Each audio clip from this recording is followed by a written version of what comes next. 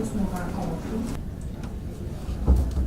Bonjour, je m'appelle Lucie Maillé, je suis enseignante au département des soins infirmiers depuis presque 30 ans. Présentement, j'assure aussi la coordination du département.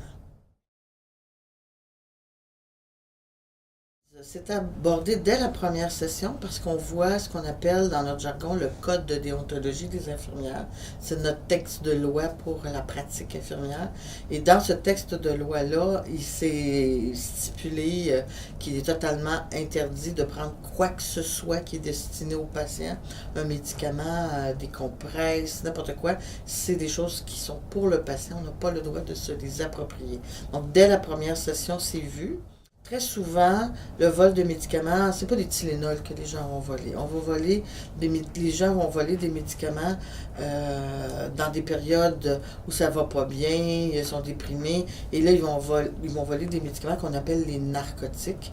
Et ça, c'est malheureusement des problèmes de dépendance, des problèmes de stress, ce sont des problèmes sociaux. Les infirmières en sont pas exempts parce que tu es infirmière, tu ne feras pas de dépression.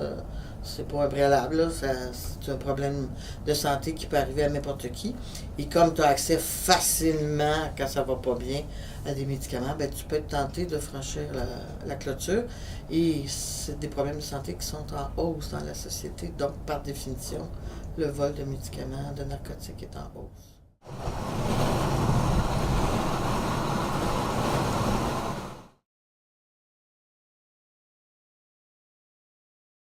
Probablement des infirmières qui étaient déjà toxicomanes à la base ou qui avaient des problèmes de toxicomanie dans le passé, des douleurs chroniques, des infirmières qui ont eu des accidents de travail puis qui ont commencé à prendre, mettons, de la médication. Puis, tu sais, souvent, ces médicaments-là, si t'en prends longtemps, tu peux devenir accro, là, comme on dit, là, à ça, puis ça prend des doses toujours plus fortes. Fait que, C'est vraiment de la détresse. Les gens qui, tu sais, tout y arrive dans la même année, elle se sépare, elle divorce, elle est monoparentale, elle a un jeune qui va pas bien, elle fait une dépression. Puis là, elle est dépourvue de ressources. Puis on a de la difficulté à avoir des médecins de famille.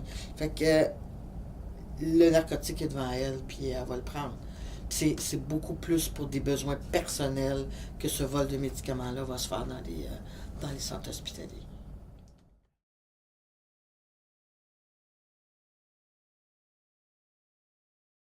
ben oui, parce qu'il y a souvent aussi des temps supplémentaires obligatoires à l'hôpital, là.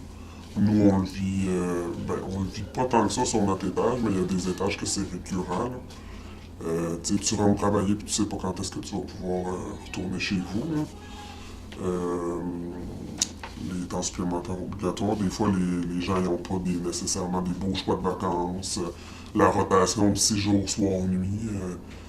Euh, Moi, je connais des infirmières, des fois, ils travaillent 2 nuits, après ça, ils travaillent 2 jours, après ça, ils travaillent de soir. Tu sais, ça peut être difficile de dormir. Fait que c'est peut-être une des causes aussi, là, que je pense, là.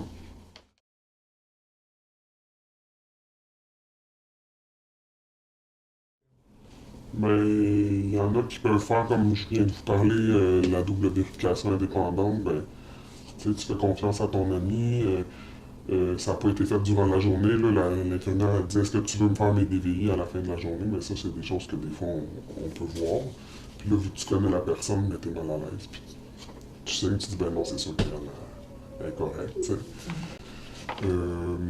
Il y a ça, puis peut-être aussi des infirmières qui peuvent mettre des fausses données dans le dossier. Tu sais, ils ont donné tel médicament, mais je pense que c'est peut-être une des raisons. Là. Ils marquent qu'ils ont donné tel médicament, mais dans le fond, est-ce que le patient l'a vraiment reçu? On ne le saura jamais vraiment, tu sais, finalement. Je pense pas que le système il incite au vol, mais moi, quand je regarde comment c'est fait puis tout ça, je pense que c'est quand même facile pour quelqu'un qui veut faire ça de le contourner, tu sais. C'est sûr que la licence, tu sais, on a une licence en tant qu'infirmière, on a un permis, c'est en jeu, mais tu sais, il y en a qui sont prêts à...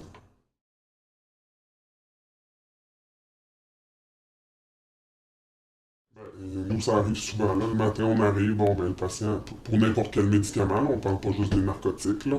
Bon, il manque tel médicament. Ben là, il faut faire une feuille, il faut la numériser à la pharmacie.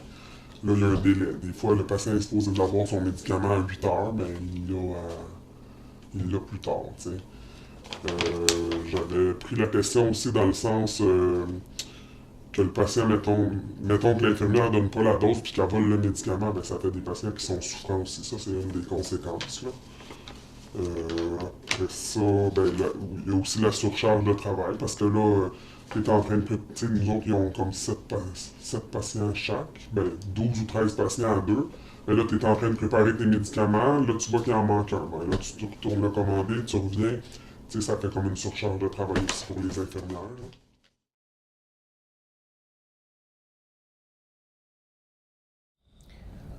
Au niveau de l'éducation, ben ici, il y a entre autres la semaine passée, vous l'avez peut-être vu, là, je crois que pendant la relâche, des fois, il faut décrocher un peu, mais on a eu une conférencière, Mme Sonia Lupien, qui est venue donner des moyens pour surmonter puis gérer le stress.